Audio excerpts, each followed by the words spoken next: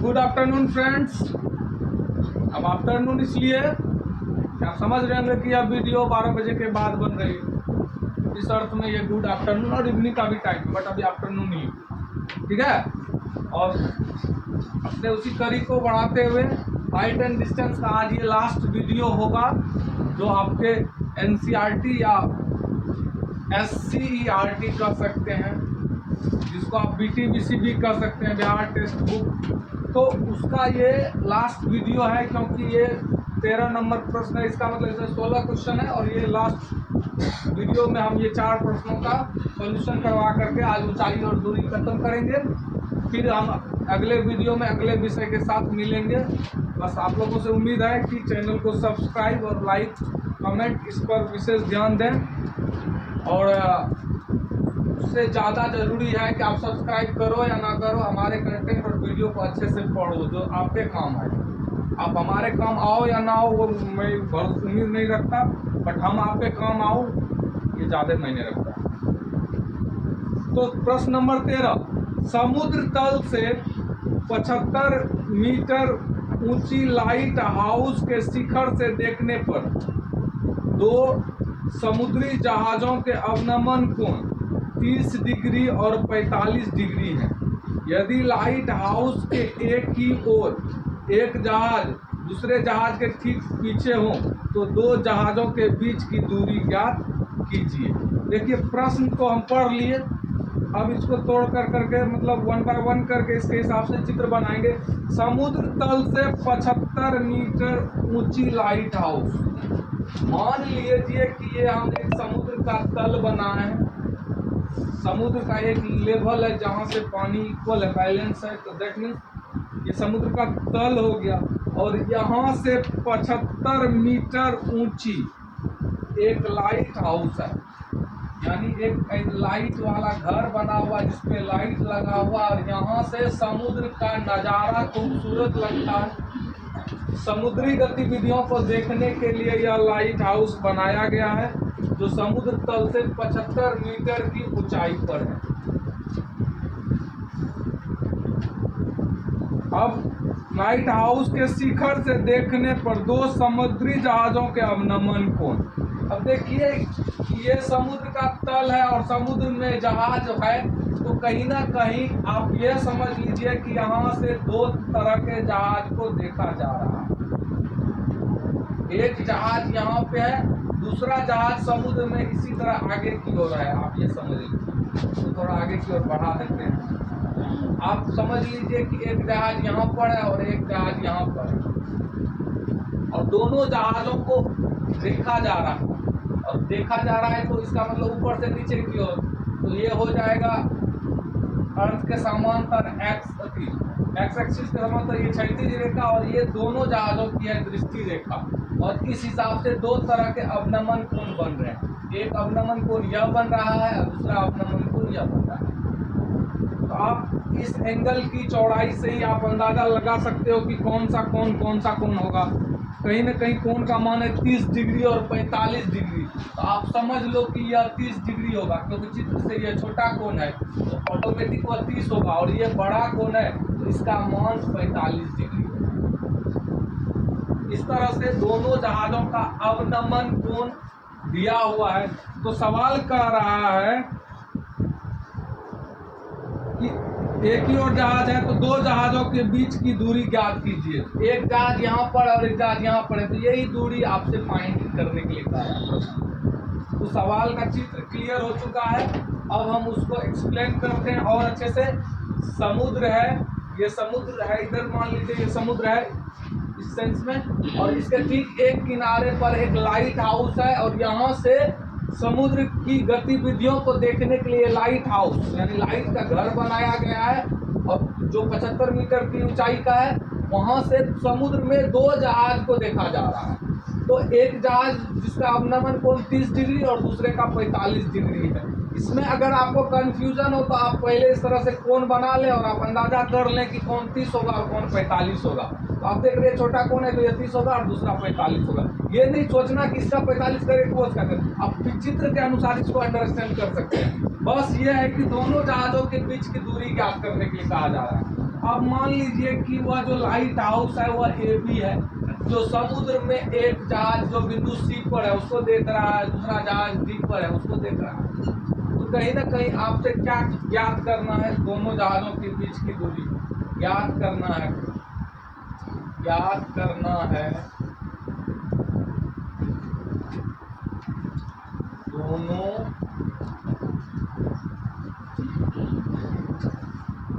जहाजों के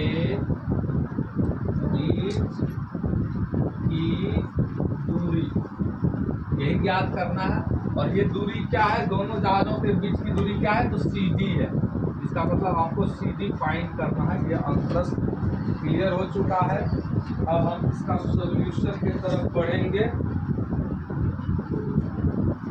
तो देखिए इसमें आसान हो चुका है। अगर हम, आपको ये पता होगा कि अवनमन कोण उन्नयन कोण के तो बराबर होता है, इसलिए आसानी से आप देखिए यह फिगर को देखिए पहला, उस स्थिति में इसका उन्नयन अवनमन कोण 30 डिग्री है तो यहाँ पे उन्नयन कोण भी 30 डिग्री होगा। ये तो हम आपको पहले ही पढ़ा चुके हैं कि अवनमन कोण उन्नयन कोण के बराबर होता है, यानी angle of depression is equal to angle of elevation.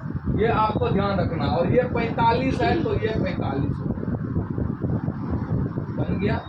यहाँ तक चित्र में आप आराम से, इसको बार बार लिखने की जरूरत नहीं है, आप सवाल से इसको फिगर में पुट कर दीजिए आराम से। अब आपको C और D निकालना है। तो देखिए आपको कहीं ना कहीं AB दिया हुआ है। अगर हम त्रिभुज ABD ले लें और यहाँ से AD का वैल्यू निकाल लें, ये P दिया हुआ है और B निकालना है, AD निकाल लेते हैं। और फिर त्रिभुज BAC में AC निकाल लेते हैं और उस मान को अगर हम AD में से AC को घटा देंगे तो दोनों जहाजों के बीच की दूरी ज्ञात। इसलिए ये बहुत ही आसान प्रश्न है, बस इसको समझने की जरूरत है। ये सॉल्यूशन अब कर लेते हैं। तो देखिए चूंकि त्रिभुज ABD में, ABD में tan 30 डिग्री 30 डिग्री बराबर AB बट्टा AD, AB बाय AD, और tan 30 का मान 1/√3। AB दिया हुआ है 75, तो यह हो जाएगा 75 और बट्टा AD, यहाँ से यह निकल गया AD बराबर 75√3 मीटर। चलिए AD निकल गया। अब यही चीज करते हैं पुनः त्रिभुज ABC में, और ये क्लियर है। आप देख रहे हैं ये 75 है तो इसका मतलब AC भी 75 ही होगा, क्योंकि एंगल 45 डिग्री दिया हुआ है। तो ये बहुत ही स्पष्ट है, इसको निकाल भी देते हैं। पुनः त्रिभुज ABC में tan 45 डिग्री बराबर AB बट्टा AC, क्योंकि tan का फॉर्मूला P/B होता है, बार बार कह रहे हैं। और आप देखिए P क्या है, तो थीटा के सामने की भुजा को P, और ये हो गया B। ये सब चीजों को बार बार रिपीट कर रहे हैं ताकि अगर आपको किसी भी प्रकार का डाउट हो तो वह सवाल के साथ क्लियर हो जाए। हम नहीं चाहते हैं कि कोई दिक्कत हो, बहुत बेहतरीन ढंग से बहुत समय लेकर के इसको हम काम किया सर। तो आप देखिए यहाँ से AB 75 दिया हुआ है बट्टा AC, तो क्लियर हो गया। इसलिए यहाँ से AC बराबर सीधा सीधा हो गया 75 मीटर। AC 75 है और AD 75√3 है। तो यहाँ से अगर हम इसलिए CD निकालना चाहें तो CD बराबर होगा AD माइनस AC। AD का वैल्यू है 75√3 और इसमें से माइनस करेंगे 75 को, तो यहाँ से 75 कॉमन ले लेते हैं, यह हो जाएगा √3 - 1 मीटर। यही हो जाएगा आपका आंसर। ये आंसर है, आप देख लो एक बार आंसर। प्रश्न नंबर 14, 1.2 मीटर लंबी एक लड़की भूमि से 88.2 मीटर की ऊंचाई पर एक क्षैतिज रेखा में हवा में उड़ रहे गुब्बारे को देखती है। किसी भी क्षण लड़की की आंख से गुब्बारे का उन्नयन कोण 60 डिग्री और कुछ समय बाद उन्नयन कोण घटकर 30 डिग्री हो जाता है। इस अंतराल के दौरान गुब्बारे द्वारा तय की गई दूरी ज्ञात कीजिए। आंसर चेक कीजिए, 57√3 मीटर है क्या? 57√3 मीटर है आंसर। चेक कीजिए। 58 29 दूना 58 58 पहुंच गए थे ना वहीं तक। 58√3 है। देखिए ये आंसर थोड़ा सा अनुभव है उम्र के हिसाब से। कुछ सवाल मान लीजिए आ जाए तो ऑप्शन देकर आंसर बता दें। तो आपके किताब में गलत दिया हुआ है तो आप उसको ठीक कर लीजिएगा, बट अभी बनाने दीजिए तब। तो देखिए इसमें कुछ नहीं है, सीधा सा सवाल है। उन्नयन कोण जो है वो 60 डिग्री से घट करके 30 डिग्री हो जाता है। देखिए इसमें सवाल जो है ना ये बहुत ही आसान सा सवाल है। हाँ आप लोग भी थोड़ा क्लास में शांत रहें और इधर ध्यान दें।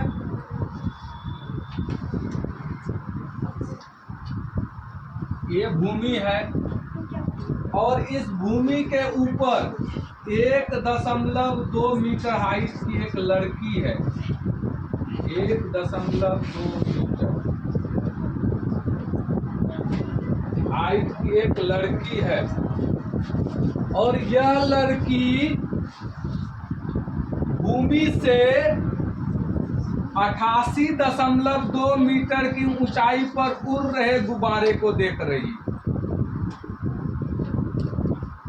भूमि से 88.2 मीटर, तो यहाँ से मान लीजिए कोई गुब्बारा जो है वो 88.2 मीटर की ऊंचाई पे उड़ रहा है, उसको वह लड़की देख रही है।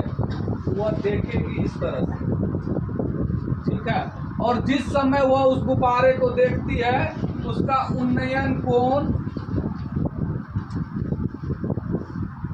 60 डिग्री का, उसका उन्नयन कोण 60 डिग्री का, क्योंकि आंख यहाँ है तो उसकी क्षैतिज रेखा ये होगी और ये दृष्टि रेखा। अब फिर कहता है कि कुछ समय के बाद उसका उन्नयन कोण 60 से घट करके 30 हो जाता है। तो गुब्बारा का तो हाइट वही रहेगा, आप ऐसे समझ सकते हो कि उसका उन्नयन कोण 60 से घट करके क्या हो गया, 30 हो गया। तो आप देख लो हाइट गुब्बारा तो भूमि से उसी ऊंचाई पर है, इसका मतलब ये इस तरह से गुब्बारा भूमि से चलेगा,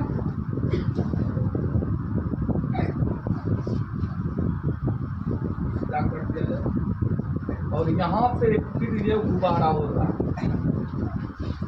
यही चित्र है और इसका उन्नयन कोण इस बार घट करके 30 डिग्री हो गया। सिर्फ उन्नयन कोण के घटने के कारण ही गुब्बारा उसी समान ऊंचाई के साथ उड़ रहा है, लेकिन आगे बढ़ गया और उसके आगे बढ़ने से उसका आंख का जो उन्नयन कोण है वो 60 से घट करके 30 हो जाता है। तो कहता है कि उस दोनों गुब्बारे के बीच की दूरी ज्ञात कीजिए। यहाँ पर जैसे दो जहाजों के बीच की दूरी था, तो इस अंतराल के दौरान गुब्बारे द्वारा तय की गई दूरी, तो गुब्बारा यहाँ से उड़ करके यहाँ आया है, तो वही भी हुआ कि दोनों गुब्बारों के बीच की दूरी। प्रश्न एकदम आसान है, आप ये जान लो कि ये पूरी की पूरी हाइट जो है ये 88.2 है। बहुत ही आसान क्वेश्चन है। और आपको यह भी पता है कि उसको 1.2 मीटर हाइट की लड़की देख रही है, तो उस हिसाब से यहाँ इसकी जो ऊंचाई हो जाएगी उसमें 1.2 घट जाएगा। इसको हम नमनीय करके लिख लेते हैं। मान लीजिए कि वह लड़की ए बी है, यहाँ पे सी, इस पॉइंट को डी, इसको ई, एफ और ये हो जाएगा जी और ये हो जाएगा एच। तो आप यहाँ से समझ रहे होंगे कि जो डी जी है या एफ एच है वो समान होगा, क्योंकि पूरी की पूरी ऊंचाई। तो आप यहाँ से लिख सकते हैं चित्रानुसार या चित्र के अनुसार या चित्र से फ्रॉम फिगर आप चित्र से क्या देख रहे हो, जमीन से है 88.2 और 1.2 मीटर की लड़की है, तो उसके आंख के ऊपर जो होगा वो 87 मीटर हो जाएगा। इसका मतलब चित्र से अगर हम ये देखें कि DG बराबर FH बराबर हो जाएगा 88.2 माइनस 1.2, क्योंकि हमको DG निकालना है तो DC में से GC को क्या करना होगा, माइनस करना होगा। जो लड़की का हाइट है वो माइनस कर दिए, तो इस तरह से DG बराबर FH बराबर हो जाएगा 87 मीटर, यानी DG और FH ये दोनों 87 हो चुका है। अब आप आसानी से देख लो कि त्रिभुज हम देखते हैं, त्रिभुज पहले ले लेते हैं BDG में। अगर BDG में हम 60 डिग्री का प्रयोग करते हुए बनाएंगे और इसका वैल्यू जो है वो 87 है, ये 87 मीटर है और यह भी 87 मीटर है, क्योंकि वो पूरा का पूरा 82 है उसमें से। तो अब ये हमको DG दिया हुआ है, यानी P दिया हुआ है, फिर यहाँ से हम आसानी से त्रिभुज इसमें क्या निकाल लेंगे, BG निकाल लेंगे। अब फिर त्रिभुज BFH में हम यहाँ से BH निकाल लेंगे और उस BH में से यदि BG का वैल्यू घटा देंगे तो G से जो H उड़ के गुब्बारा गया है वो उसके द्वारा तय की गई दूरी निकल जाएगी। तो ये आसान सा क्वेश्चन है, आप देख लीजिए इसको। 29 तिया 87 होता है, इसका वैल्यू 29 आने वाला है और यहाँ तक का वैल्यू 58 आने वाला है। ये आसानी से क्लियर हो जाएगा। हम निकालते हैं पहले त्रिभुज, क्योंकि त्रिभुज DBG में बच्चे अभी उतारे ना, समझने पर ध्यान दें। त्रिभुज DBG में 10 60 डिग्री बराबर P बाय B, तो यह हो जाएगा DG बाय BG।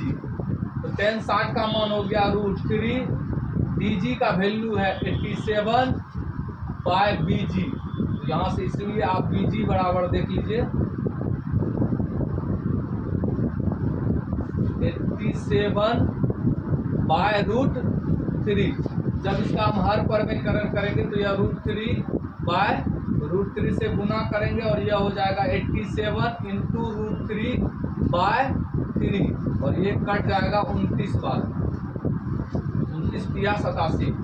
इसलिए आप यहाँ से देख लीजिए BG का वैल्यू आ गया 29√3 मीटर, BG निकल गया। अब हम ले लेते हैं त्रिभुज BFBH में, पुनः त्रिभुज FBH में। इस बार उन्हें कोण है 30 डिग्री, तो 33 डिग्री बराबर होगा FH बाय BH। तो 30 का मान हो गया 1 बाय √3 और आप देख रहे हैं FH DG सब कितना है 87 है, तो यह हो जाएगा 87 बट्टा BH। इसलिए यहाँ से BH का वैल्यू डायरेक्ट हो जाएगा 87√3 मीटर। तो यहाँ से यहाँ तक 87√3 और हम आपको पहले ही कह दिए थे इसका वैल्यू 29√3 आएगा। तो इसीलिए अब हमको यहाँ से गुब्बारे द्वारा तय की गई दूरी क्या है, तो GH है। इसलिए दोनों गुब्बारे, दोनों नहीं, एक ही गुब्बारा है ना जो आगे तय किया है, ये गुब्बारा दोनों नहीं है। गुब्बारे द्वारा, गुब्बारा है, एक गुब्बारा है तो गुब्बारा लिखना है। गुब्बारा द्वारा तय दूरी, तय की गई दूरी, कितनी दूरी तय की है गुब्बारा, तो गुब्बारा जो दूरी तय की है वो तय की है 87√3 माइनस 29√3 और ये हो जाएगा 58√3 मीटर आंसर। यही हो जाएगा इसका। एक सीधा राजमार्ग, तो राजमार्ग का अंग्रेजी होता है स्टेट हाईवे। राजमार्ग जिसको स्टेट हाईवे हम लोग करते हैं। अगर राष्ट्रीय मार्ग होता तो उसको हम लोग नेशनल हाईवे जिसको NH करते हैं, ये NH नहीं है, ये SH है, इसको स्टेट हाईवे करते हैं। और राजमार्ग किसको कहा जाता है और राष्ट्रीय मार्ग किसको कहा जाता है, थोड़ा इसको हम एक्सप्लेन कर दें इस वीडियो के माध्यम से, ताकि आपको इसकी भी पूरी जानकारी हो जाए। एक राजमार्ग वह मार्ग होता है जो राज्य के अंदर ही सीमित होता है और साथ में एक जिला को दूसरे जिला से जोड़ने का काम करता है। ऐसे मार्ग को राजमार्ग कहते हैं। जैसे मान लीजिए कि मेरा घर पूर्णिया जिला है, मान लीजिए ना है, और हम कोई सड़क पूर्णिया को मधेपुरा से जोड़ रहा है, कोई सड़क पूर्णिया को अररिया से जोड़ रहा है, कटिहार से जोड़ रहा है, तो ऐसे जो सड़क होते हैं उसको राजमार्ग कहा जाता है, यानी स्टेट हाईवे। लेकिन जब कोई सड़क ऐसा हो कि वह सड़क बिहार राज्य में अगर हम हैं तो बिहार से होते हुए दूसरे राज्य, जैसे हमारे घर के सामने से ही बाईपास एक सड़क गुजरती है जो बंगाल तरफ जाती है, इसका मतलब वह सड़क बिहार को बंगाल से जोड़ रही है। इसका मतलब वह एक राज्य को दूसरे राज्य से, यानी वो राष्ट्रीय लेवल पर देश के एक राज्य को दूसरे राज्य से जब जोड़ेगी तो उसको नेशनल हाईवे कहा जाता है, यानी NH कहा जाता है। तो हमको उम्मीद है कि आपको राष्ट्रीय मार्ग और राजमार्ग दोनों का मतलब समझ में आ गया होगा। अब हम उसी तरह करते हैं कि एक सीधा राजमार्ग एक मीनार के पार तक जाता है, यानी एक राजमार्ग है, मान लीजिए कि यह एक मीनार है और इस मीनार के पार तक कोई राजमार्ग जाता है। इस तरह से ये सड़क उधर से उस मीनार के पाद बिंदु तक जा रही है। कहता है मीनार के शिखर पर खड़ा एक आदमी एक कार को 30 डिग्री के अवनमन कोण पर देखता है, जो कि मीनार के पाद की ओर एक समान चाल से जाता है। यानी यहाँ से खड़ा आदमी कोई क्या कर रहा है, उस राजमार्ग पर एक कार को देख रहा है, ठीक है, और उस समय उसका जो अवनमन कोण है वह 30 डिग्री का है। कितना डिग्री का है? 30 डिग्री का है। लेकिन कुछ देर के बाद क्या होता है कि जो मीनार के पास की ओर एक समान चाल से एक कार को देख रहा है, जो वह कार है कि जिस समय 30 डिग्री था वहां से वह चल करके मीनार के तरफ आता है, तो उस समय वह अवनमन कोण 30 डिग्री से 60 डिग्री का हो जाता है। देखिए ये बढ़ गया तो 60 डिग्री का कोण हो गया। तो कहता इस बिंदु से मीनार के पार तक पहुंचने में कार द्वारा लिया गया समय ज्ञात कीजिए। क्योंकि पूरा सवाल हम नहीं पढ़े थे, एक बार फिर से आप मिला लीजिए। एक सीधा राजमार्ग, ये सीधा राजमार्ग है जो एक मीनार के पार तक जाता है, यानी उसके तल तक जाता है। मीनार के शिखर पर खड़ा एक आदमी एक कार को 30 डिग्री के अवनमन कोण पर देखता है, यहाँ पे वो देख रहा है, जो कि मीनार के पास की ओर एक समान चाल से जाता है 6 सेकंड के बाद। इसका मतलब इस बिंदु से मान लीजिए वह बिंदु A है और B तक आने में कार कितना समय चला, तो A से B तक आने में उसको 6 सेकंड का समय लगता है, और उस 6 सेकंड के बाद उस कार का अवनमन कोण 30 डिग्री से 60 डिग्री हो जाता है। तो कहता है अब यहाँ से यदि उस कार को मीनार तक पहुंचना है तो वह कितना समय लेगा। तो इसका आंसर वैसे 3 सेकंड है, बट इसको जो है ना हम निकाल के दिखाते हैं। अब आप देखिए सवाल बन जाएगा कि मान लीजिए कि मीनार जो है वो हमारा, अगर वहाँ AB लिख दिए तो ये C और D मेरा मीनार है, और इस पॉइंट D से मीनार कार को देखा जाता है A पर, जो कि जिसकी चाल देखिए यहाँ पर दिया है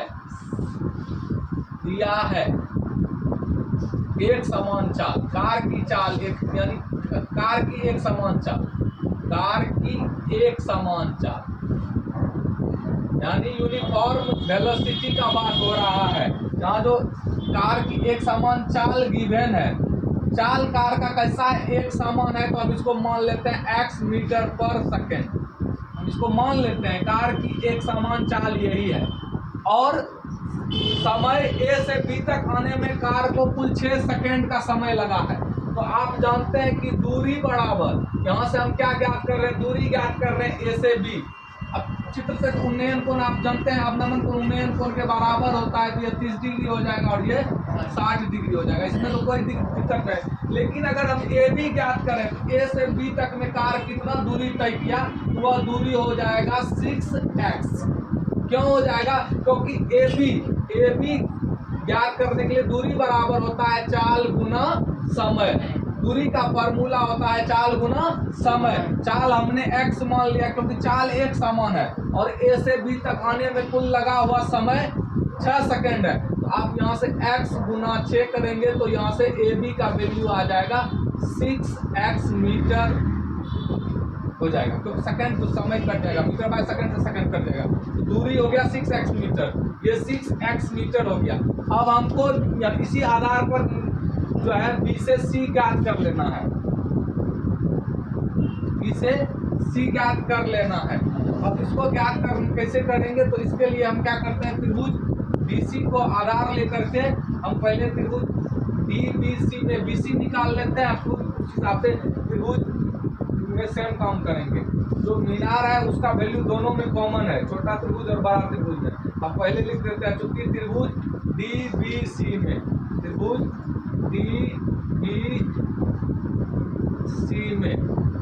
DBC में अगर हम यहाँ से लेंगे tan 60 डिग्री, तो यहाँ से यह हो जाएगा DC बट्टा BC। तो यहाँ से tan 60 का वैल्यू होगा √3 बट BC बाय BC। तो कहीं ना कहीं यहाँ से DC का वैल्यू निकल जाएगा, DC बराबर √3 BC। देखिए ये DC का वैल्यू निकल गया √3 BC। अब हम क्या करते हैं, पुनः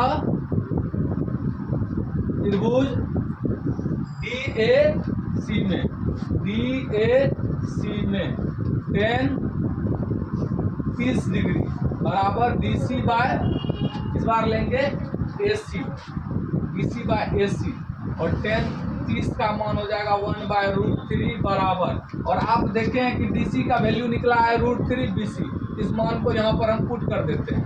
DC का वैल्यू हो गया है √3 BC इससे, तो यहाँ पर DC का वैल्यू हम पुट कर देते हैं √3 BC बाय AC। तो देखिए AC को हम क्या लिख सकते हैं, AC को लिख सकते हैं BC प्लस 6x, तो A से B की दूरी है 6x और BC, इसको लिख दिए BC प्लस 6x।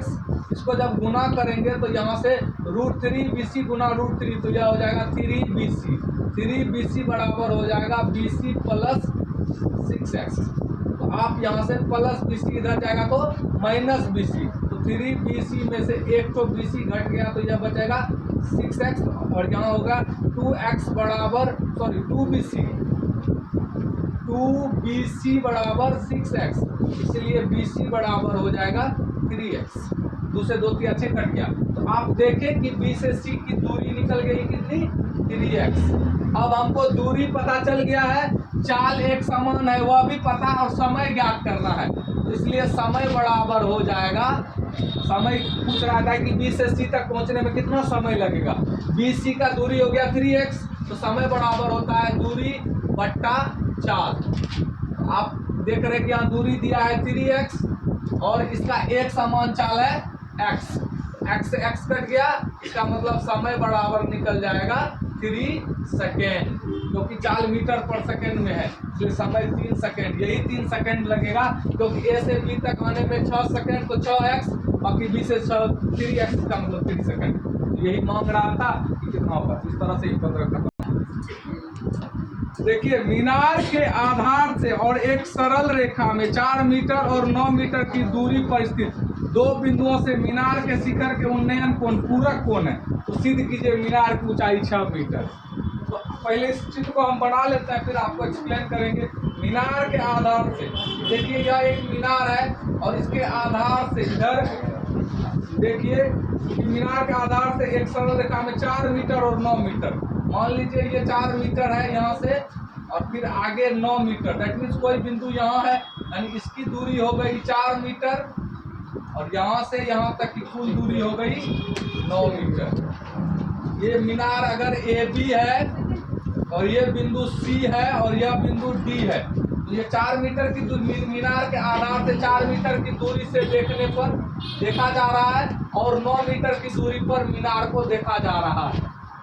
तो कह रहा है कि ये जो उन्नयन कोण है ये आपस में पूरक है, बस ये देखना है,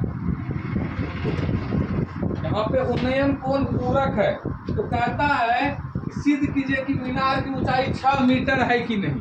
तो आप यहाँ पर देख सकते हैं एक मीनार है, मीनार के आधार से 4 मीटर और 9 मीटर की दूरी पर से देखने पर जो कोण है वह पूरक है।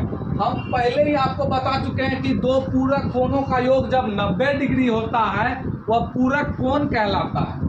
तो आप फर्स्ट वीडियो में जाके देखिए कि हम आपको पूरक कोण के बारे में समझाए थे कि जितना प्रयोग में आएगा वो लास्ट चीज बताए थे, और एकदम लास्ट सवाल में है प्रयोग में, एक भी बात मेरे थ्योरी से बाहर नहीं है।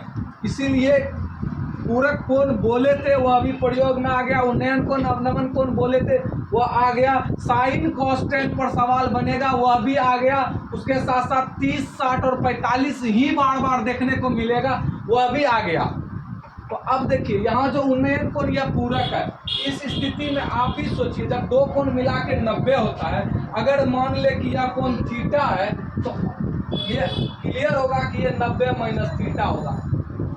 तो क्या हम आपको बताए थे दो कोण मिला के 90, यानी कोण डी और कोण सी यहाँ लिख सकते हैं आप, चूंकि कोण डी प्लस कोण सी, देखिए ये कोण का ये ग्रेटर और स्मॉल का साइन जैसा लगता है, अब कोण कुछ इस तरह से होता है, एक भुजा सीधा होता है दूसरा, तो कोण डी प्लस कोण सी मिला के है 90 डिग्री। ये प्रश्न कह रहा है कि ये पूरक है।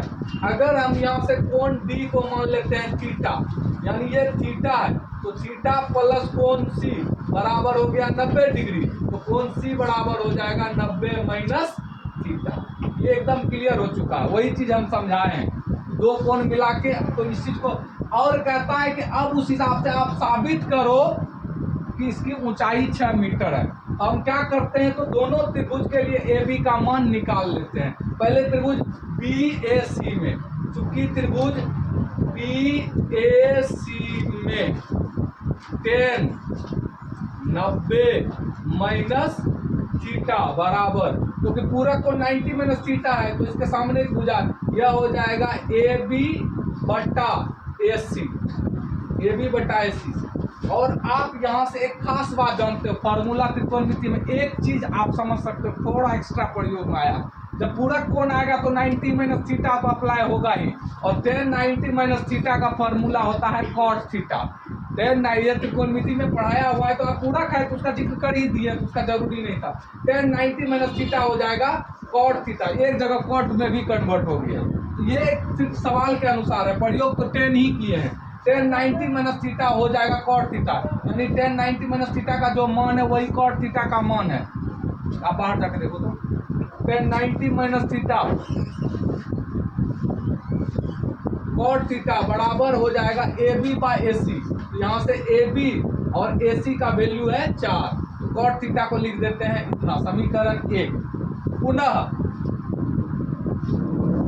त्रिभुज ए बी डी में, पुनः त्रिभुज ए बी डी में, और इस बार लेंगे 10 थीटा, तो क्या 90 माइनस थीटा था, वहाँ एंगल थीटा है, तो 10 थीटा बराबर हो जाएगा ए बी बटा ए डी, और ये 10 ही रहने दीजिए क्योंकि इसको तो आप बदल नहीं सकते हैं। तो 10 थीटा बराबर ए बी बट्टा हो जाएगा ए डी, और ए डी का दूरी है 9 मीटर, तो ये हो जाएगा 9। इसको मान लीजिए समीकरण 2।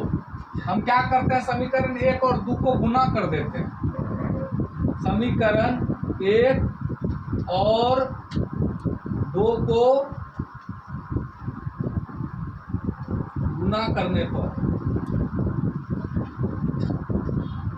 गुना करने का मतलब हुआ कि लेफ्ट साइड वाले को लेफ्ट साइड से, राइट साइड को राइट साइड से गुना करना है। जिस तरह से जोड़ते या घटाते हैं वैसे ही गुना करना है। आपको क्या करना है गुना, तो समीकरण 1 में है कॉट थीटा, तो लेफ्ट साइड में कॉट थीटा गुना 10 थीटा बराबर, अब इसका गुना किए तो यह हो जाएगा ए बी बाय 4 गुना ए बी बाय 9। और आपको यह भी पता होगा कि कॉट थीटा 10 थीटा का उल्टा होता है, तो आपको फार्मूला हम पढ़ा चुके हैं, 10 थीटा इंटू कॉट थीटा बराबर 1, इसका मान हो गया 1। आप त्रिकोणमिति में ये प्रयोग में आया है कि 10 कॉट का उल्टा ये बी बाय पी और ये पी बाय बी, तो कट के 1 हो जाएगा, तो कॉट थीटा 10 थीटा 1 हो गया, ए बी गुना ए बी स्क्वायर हो जाएगा, ए बी स्क्वायर बाय हो जाएगा 9 चौका 36, इसलिए यहाँ से ए बी स्क्वायर बराबर हो जाएगा 36, और यहाँ से ए बी बराबर हो जाएगा रूट अंडर 36, और आप देख रहे हैं ए बी का वैल्यू यहाँ से निकल जाएगा 6 मीटर, जो टावर की ऊंचाई है। और हमको यही साबित करना था कि टावर का ऊंचाई 6 मीटर होता है कि नहीं, तो यहाँ से लिख देंगे PROV प्रूफ। और इस तरह से ये चैप्टर खत्म हुआ, और ये मेरा आज का लास्ट वीडियो था ऊंचाई और दूरी का। आप देख रहे हैं कि थ्योरी के साथ साथ 7 उदाहरण और 16 प्रश्न एक कड़ी जो है 1 बाय 1 करके बहुत सारे पार्ट में जो है यूट्यूब पर डाला हुआ है, और ये वीडियो आज रात तक में अपलोड हो जाएगी। तो हमें उम्मीद है कि हम जो एक चैप्टर पढ़ाए आपको 10th क्लास में, ऊंचाई और दूरी या त्रिकोणमिति के कुछ अनुप्रयोग, आपको अच्छे से समझ में आया होगा और आप इस पर बेहतर से काम करेंगे। और इसी तरह हमारे हौसलाओं को बढ़ाना है तो आप फिर से वही सब्सक्राइब और लाइक्स कमेंट्स पर आप काम करें और थोड़ा सा हमें भी हौसला बढ़ाने का प्रयास करें।